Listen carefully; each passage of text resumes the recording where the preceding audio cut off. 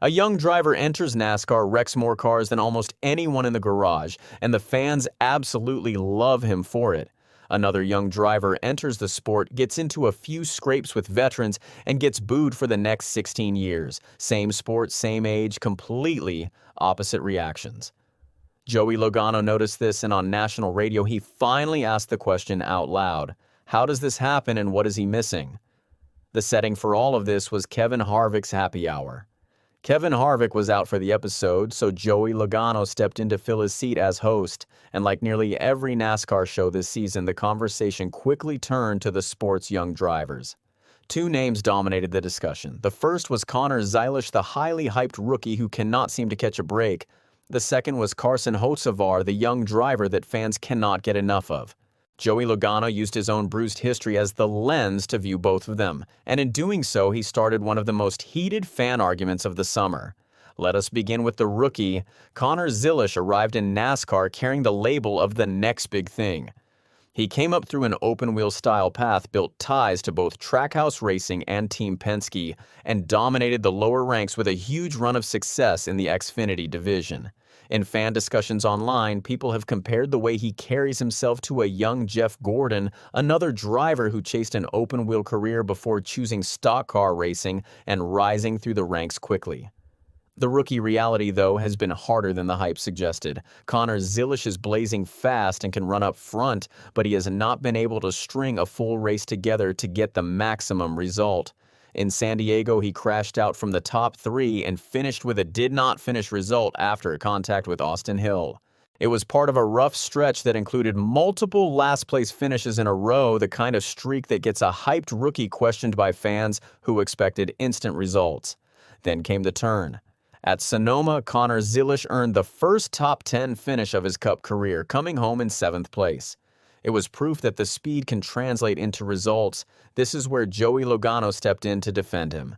He called the young driver a diamond in the rough, insisted the talent is real, and argued that fans simply need to give him time. In his own words on the podcast, Joey Logano said, "Connor will do it. Connor's an amazing talent. He's great, but a diamond in the rough at the moment. He just needs to be around long enough, and I think that's the big thing for young talent coming in these days, is they have to give them a chance." The defense carried real emotional weight because Joey Logano nearly washed out of the sport himself. When he drove for Joe Gibbs Racing, the criticism was heavy and he thought his career was over before it had truly started. Team Penske picked him up in 2013 and gave him a second chance. Reflecting on how close he came to disappearing entirely, Joey Logano said, "I almost lost my chance. I technically did until Team Penske gave me a second chance, but I was this close to not making it. Forget 3 championships, not making it, not driving race cars, and we need to give these younger guys a chance to keep up and catch up." Joey Logano was not the only established name vouching for the rookie. Kyle Larson, speaking to the media at Sonoma, offered a similar view. He noted that he was also 19 years old when he raced there, and he expected the young driver to figure things out over time. Kyle Larson said the rookie seems like a good kid and predicted that the second half of the year would be stronger than the first, simply because the young driver would be seeing every track for the second time. Joey Logano then explained exactly why rookies like Connor Zilisch struggle so much when they arrive. His thesis was blunt.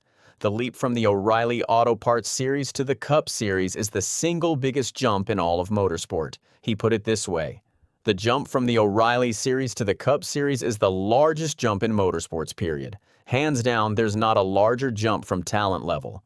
Nothing against what's going on in the O'Reilly Series, but everybody in the Cup Series can go to the O'Reilly Series and win today, every single one of them." To illustrate the point, Joey Logano shared a story from his own rookie days. He remembered watching drivers who ran at the back of the field every week and assuming he could easily beat them, only to discover how wrong he was. As he described it, "They're all really freaking good. I learned that. I remember some of my first races and I thought those guys that run in the back every week in the Cup Series, I'm like, I can beat that. And then I'm just watching them just laying 2 black marks off the corner, just going burnouts off the corner. I'm like, holy cow, these guys are really good and I couldn't keep up." His payoff line was simple. It took him about 2 years to reach the level required for the Cup Series, so fans should extend that same runway to Connor Zilisch. Now we come to the contrast that gives this whole story its edge. Carson Hocevar drives for Spire Motorsports, and he is openly not the favorite driver in the garage among his fellow competitors. Despite that, or perhaps because of it, his popularity is exploding. Joey Logano flagged him as the future marketing face of the sport, a driver bringing in brand new fans. The scouting report on Carson Hocevar is one that Joey Logano and Kyle Larson agree on completely. The raw talent is enormous, but the maturity is not there yet. Joey Logano described him as a wild card who will throw his car into any gap and accept whatever happens next. In his exact words, "I'd agree he's got a ridiculous amount of talent, like raw talent. He's just wicked fast." He added that the young driver is willing to sling it in there and let the chips fall, and that this attitude will eventually catch up with him. There was also a lighter moment built around the generation gap. Joey Logano, now 35 years old, admitted he often does not understand what Carson Hocevar is even talking about, especially the slang and the social media language. He said, "I don't know what he's talking about half the time. I don't know what these words mean." But people love it, and there's no denying that, and that's great. That's great for our sport. Beneath the humor, though, Joey Logano delivered a serious warning. He revealed that his own aggressive early approach had cost him dearly, and he framed it as a lesson Carson Hocevar still needs to fully learn. Joey Logano said, "I've made the mistakes. I know this. I've cost myself, I think, at least a championship." His challenge to the young driver was direct.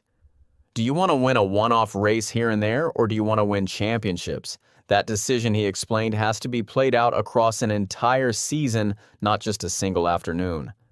The perfect live test of this whole debate arrived at Sonoma, in a wreck that the entire sport argued about for days. On lap 64, contact sent Denny Hamlin spinning, shuffling him from 6th place all the way to the rear of the field.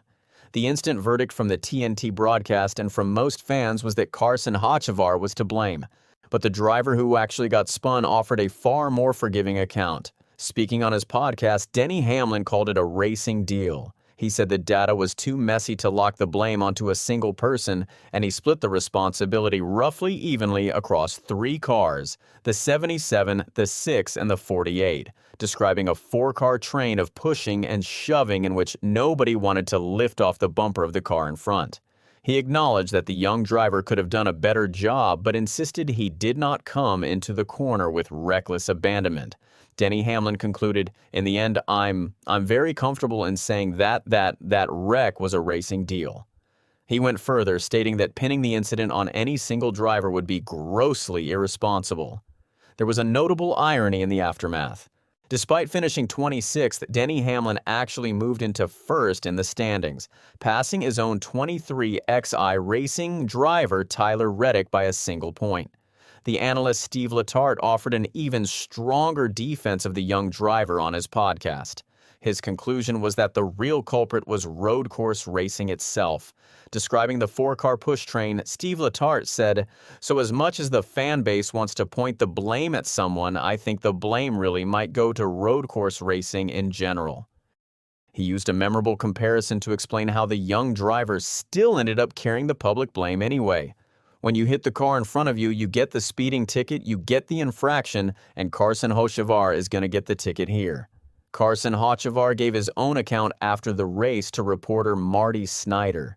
He explained that he got left, was caught in bumper car chaos, and was simply trying to protect himself from being spun the way he had been the week before. He said he was watching his mirror and did not even realize he had made contact with Denny Hamlin. He even joked, given how much he had praised Denny Hamlin afterward, that he would be investigated for sports fixing. What matters most about this segment is what it reveals.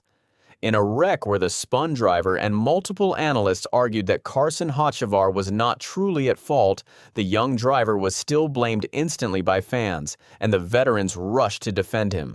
That is the exact opposite of the treatment Joey Logano received early in his own career. This brings us to the heart of the matter, the double standard that Joey Logano put on the table. When he was 19 years old at Joe Gibbs Racing, tangling with Kevin Harvick and other veterans, he was immediately branded a villain, a young punk who raced above his head and got in the way, and he says the fans have never let it go. In his words, "This kid comes in and wrecks way more people than I ever did, and people love him. How does this happen? What am I missing?" He noted that he still gets booed to this day for things he did as a teenager more than 16 years ago. So what actually explains the difference? Several theories are worth weighing. The first is the era itself, because social media now turns personalities into stars in a way that did not exist when Joey Logano was a rookie. The second is what younger fans might call aura, or in plainer terms, marketing. Carson Hocevar leans into being a character while Joey Logano did not. A third theory is that fans genuinely want a heel, a villain to root against, and Carson Hocevar knowingly plays that role. The fourth explanation is the sharpest. Joey Logano's real mistake may have been picking fights with beloved figures like Kevin Harvick, and when you choose the wrong enemy, the fans never forgive you. It is also worth noting the tone. Joey Logano delivered the entire grievance while laughing, which places it somewhere between a genuine complaint and a half joke.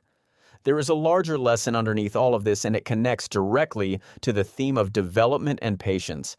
This weekend at Chicagoland, Zane Smith makes his 100th Career Cup Series start. He credits two veterans for his growth. From Denny Hamlin, he learned to live to fight another day. From Joey Logano, he learned to grind out a race through smart, small moves. Describing that lesson, Zane Smith said there were many times he would be running around Joey Logano only to finish 15th while looking up to see Joey Logano in 5th thinking, how did he get up there? That is the bow that ties everything together. Even the drivers who made it, the champions and the veterans, needed years and mentors to get there. It is exactly the grace that Joey Logano argues Connor Zilisch deserves, and even in his own complicated way, the grace he extends to Carson Hocevar. The question he leaves behind is a real one. Is Carson Hocevar getting a pass that Joey Logano never received, or did Joey Logano simply make different enemies at the wrong time?